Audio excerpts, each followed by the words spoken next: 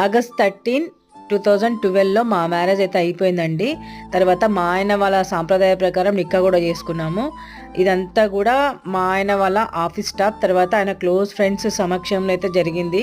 నా తరపున అయితే ఎవ్వరూ లేరు, నా ఫ్రెండ్స్ లేరు, తర్వాత నా ఫ్యామిలీ మెంబర్స్ లేరు, ఎవ్వరూ లేరనమాట. ఒక అనాథలాగా నేను పెళ్లి చేసుకున్నా. అలాగే ఇప్పటికి కూడా నేను ఒక అనాథలాగానే బతుకుతున్నా. నా బిడ్డని, నా భర్తను చూసుకుంటూ నేను ఒక అనాథలాగానే బతుకుతున్నా అనమాట. దేవుడు మమ్మల్ని మంచి చూస్తే చాలండి, ఇంకా ఎవరు చూసే అవసరం లేదని నా ఉద్దేశం. ఎందుకంటే నాకు ఏ సమస్య వచ్చినా కానీ నా ఫ్యామిలీ మెంబర్స్ ఎవరు కూడా నాకు వచ్చి హెల్ప్ చేసింది లేదు. మొత్తానికైతే ఈ విధంగా మా పెళ్ళైతే అయిపోయింది. 2012 మ్యారేజ్ అయింది. మొత్తానికి 12 ఏళ్ళ నా కళ అయితే నెరవేరిందండి.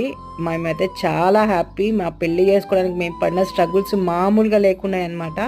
ఆ స్ట్రగుల్స్ మొత్తం కూడా నేను పెళ్లి చేసుకున్న తర్వాత అవన్నీ కూడా మర్చిపోయినాం. నెక్స్ట్ టైం ఏంటనేది నెక్స్ట్ షార్ట్లో చెప్తా. వీడియో వస్తే లైక్ చేయండి, షేర్ చేయండి, సబ్స్క్రైబ్ చేసుకోండి.